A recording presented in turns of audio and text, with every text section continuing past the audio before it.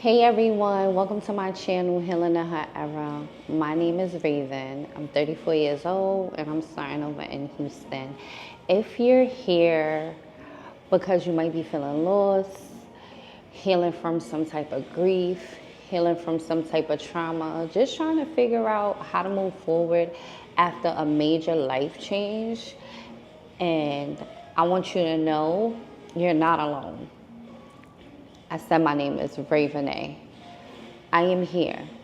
I created this channel because I realized there wasn't any space online that felt safe, at least when I tried, and real for women like me.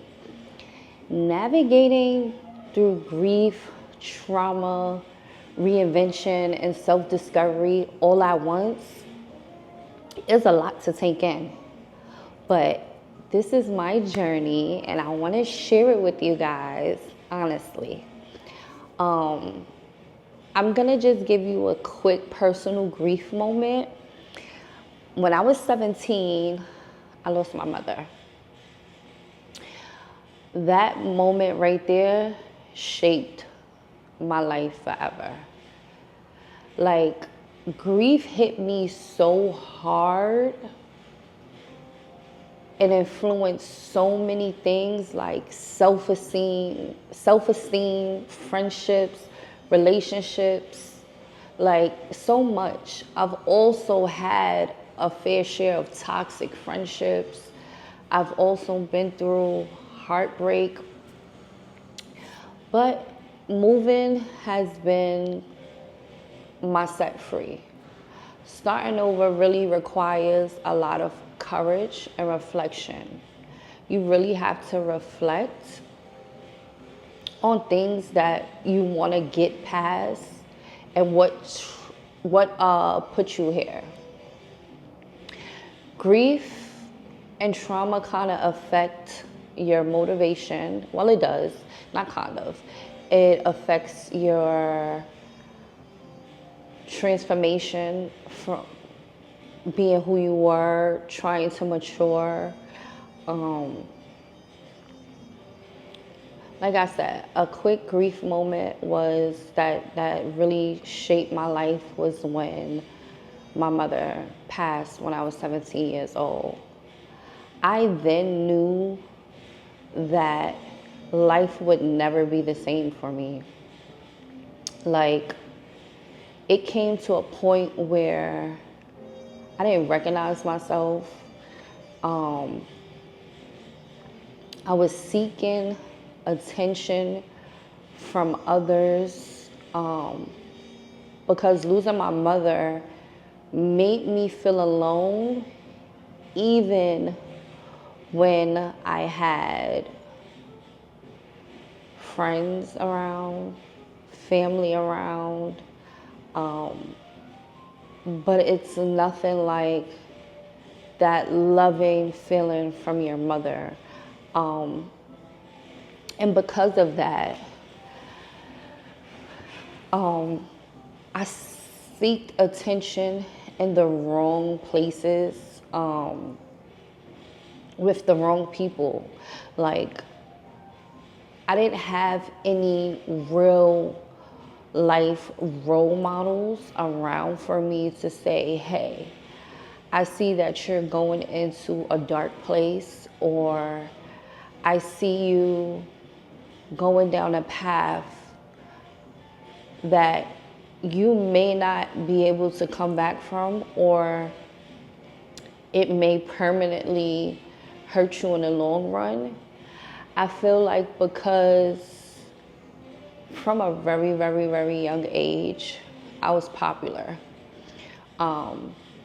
Popular because I was the only girl of the bunch. So when my older brother would take me outside, a lot of people knew me because he was also popular. And from then, I started to grow and develop into what I liked as a kid, and I found that one of my talents was dancing. My grandmother and my mom, we would do fish fries and stuff like every Friday at my house.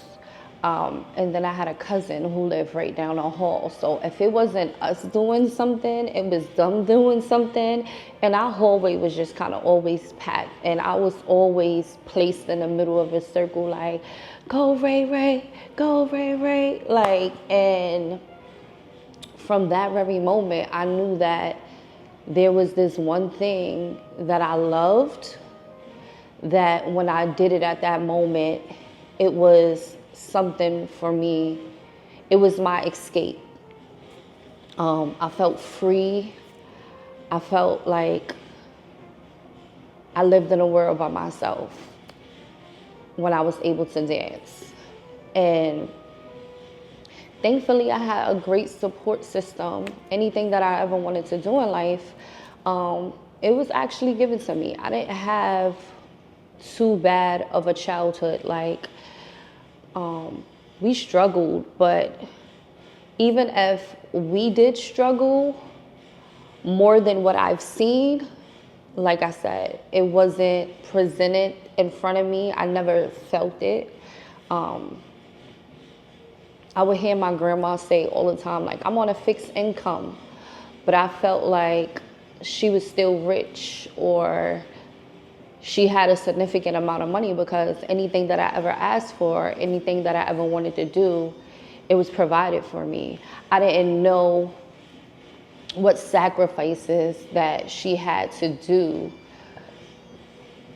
to really actually make these things happen for me. And I know I'm like kind of all over the place, but I'm getting to how I led up to where, you know, at 17, once I lost my mom, how lost I became and didn't realize it. So like I said, I had a pretty good childhood. Dancing did make me feel free. But that day on August 16th, 2009, I remember this day like it was yesterday. I had just got hired at Foot Locker on 34th Street. I was hired for a visual apparel associate, and it was like maybe 3 days after I got hired.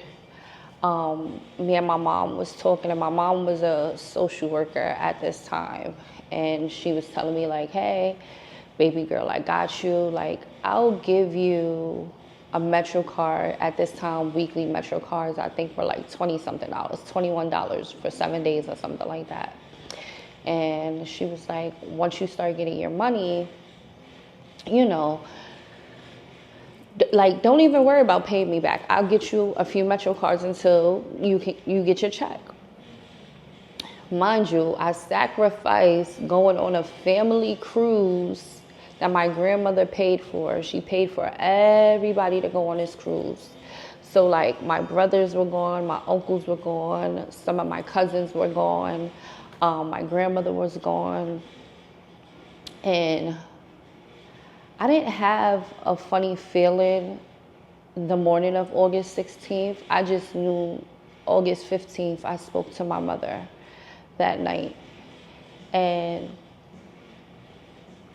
we were speaking, and she's like, okay, my mom lived in Queens at this time, and I lived in Harlem. My mom said, I'm gonna get up early in the morning, and I'm gonna ride the train.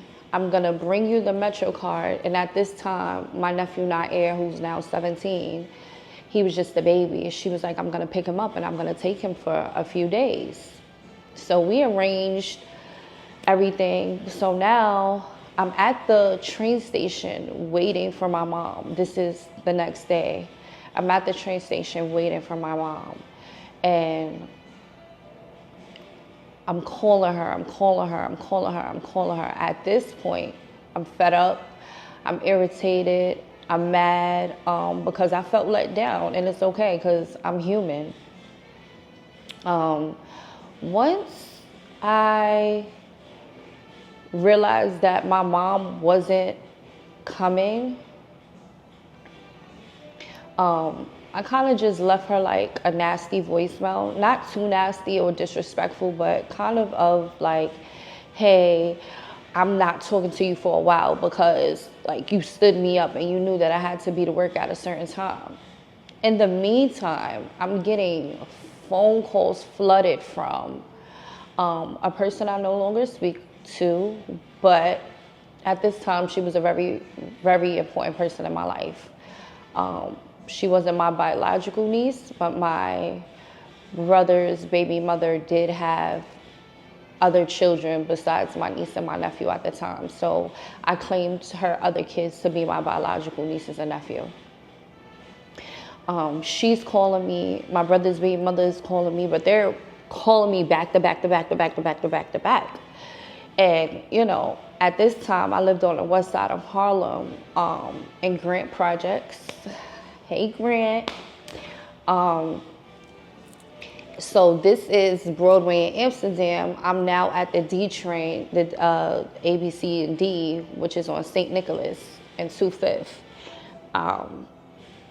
So she's like, oh, you gotta come back, you gotta come back. But I could hear in the tone of her voice that something had happened, but she didn't want to tell me over the phone. Like, so now because I'm a person who now can say that I loved instant gratification or instant results or instant information. Anything that was provided right then and then, right there and then, like kind of filled my adrenaline. So now I'm like, goodness, I'm gonna lose my job. So a whole bunch of emotions is going through my mind. I'm mad at my mom. I cursed out on her voicemail. I'm afraid that I'm gonna lose a job. And at 17, working at Foot Locker, that was a big thing. Like, it was a big thing. So now I'm rushing back, and what is like maybe a 12-minute walk turned into like a 7-minute walk, a 5-minute walk. Like, I literally had the strength to like kind of fast walking, like pacing walking. I don't know how to say it. I was walking extremely fast though. I get upstairs and all of my nieces and nephews are surrounding me, and I remember she sat me down in a chair and she actually grabbed both of my hands. And I remember her getting in my face, like we're face to face like this. I remember her getting in my face and we're face to face like this. And she's like, I have to tell you something. And I'm like, go ahead, tell me, like, why all y'all here? Like, I'm kind of chuckling and laughing, but at this point, I knew it was a serious situation. So the first thing that came to my mind was something happened to my grandmother on the cruise ship. And I only said that because my grandmother was up there in age and she was a recovering person, call her superwoman, because she had 2 strokes, 2 heart attacks, and she had to completely start her life all over. So I'm thinking like, okay, maybe something happened to my grandmother.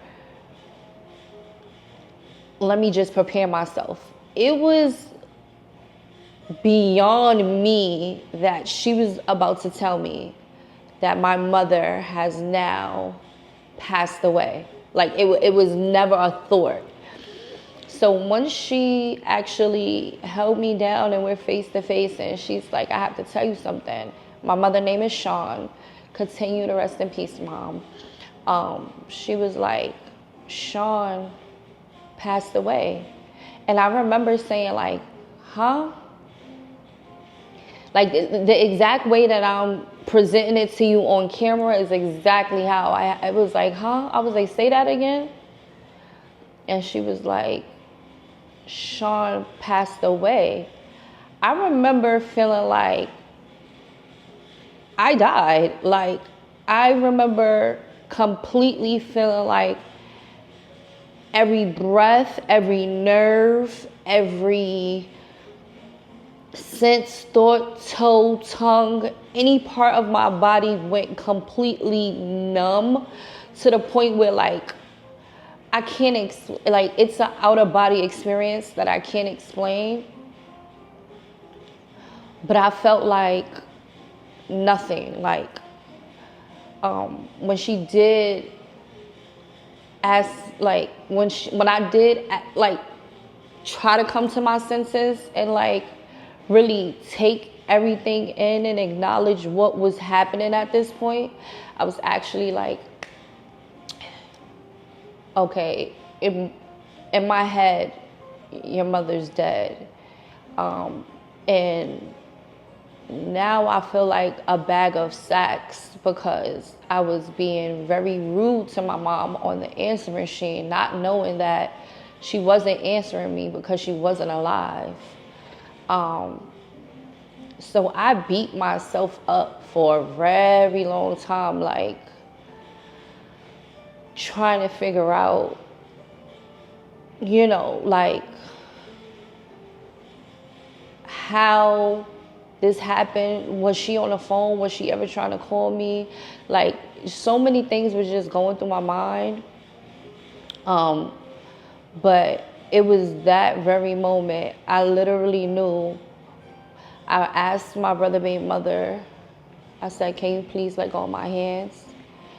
And I remember just screaming. At this time, we lived on the 16th floor. And I believe the building had 21 floors. We lived on 16. When I say I screamed so loud, we were a familiar family within the neighborhood. So we had a lot of neighbors that knew us. When I say I screamed so loud that people opened up their doors, like it was like they could have followed the sound because it led so many people to my front door.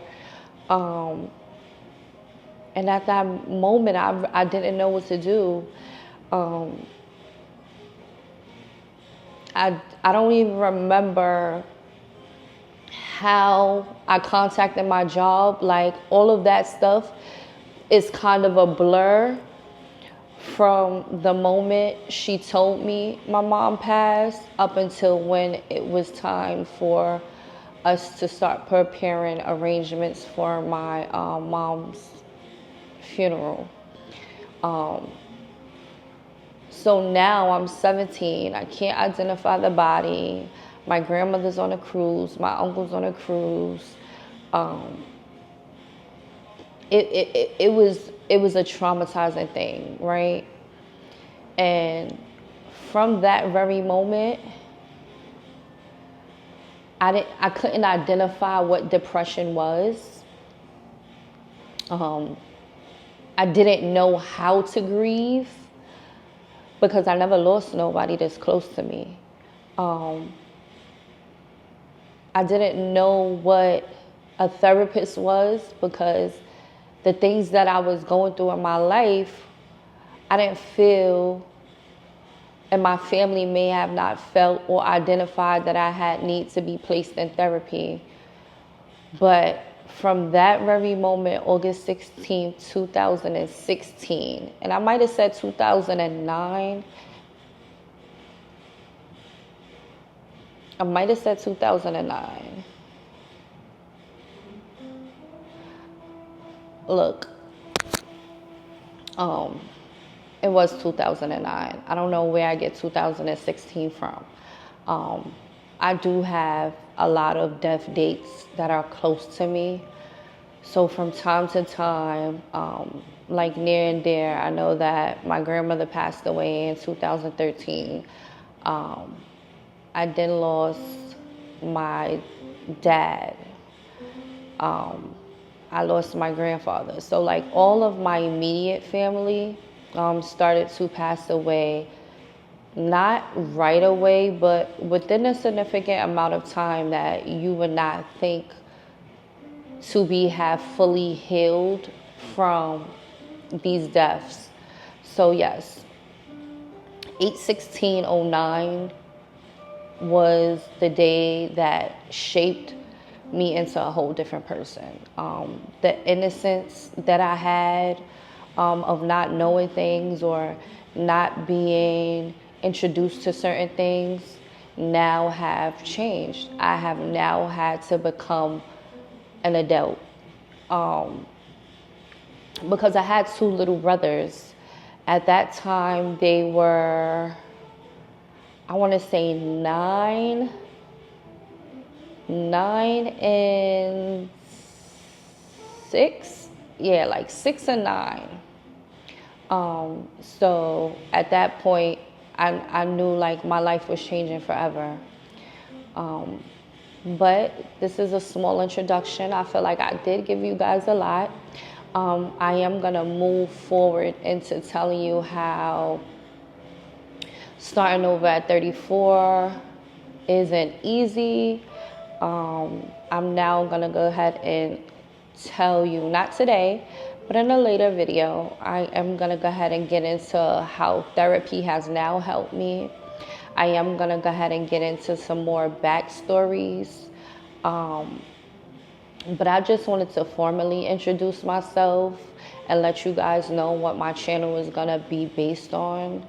I am going to be a voice. This is my story, but I do want to be a voice for the community of healers, of people dealing with grief and not being able to speak out loud about it, people dealing with trauma. Also, I am an infertility victim. I am a victim of infertility. So that is something that I also want to speak about, because that is something that also has shaped my life as a woman, and just dealing with that grief and trauma. There's a lot of trauma behind me. And not all trauma is bad trauma. I have some really good traumas that have made me a better person. But it's something that I'll never forget. It's something that made a stain on my life. It's something that stamped me. But here I am, Ray Renee, at 34 years old, starting my life over in Houston. Don't forget to like, comment, subscribe, and follow me for more. I will be dropping weekly vlogs every Wednesday. So check out my channel, because I said I'm going to be dropping weekly vlogs every Wednesday. And every vlog that I do drop is not going to be about my specific areas of content. You are going to get some day-to-day life, like whatever's on my mind, whatever I need to get off my chest. Y'all gonna go ahead and follow me on this journey. I'm officially a YouTube girl now, but like I said, please don't forget to like, follow, and subscribe at Ray Renee on YouTube. And that's it. I'm out. Peace.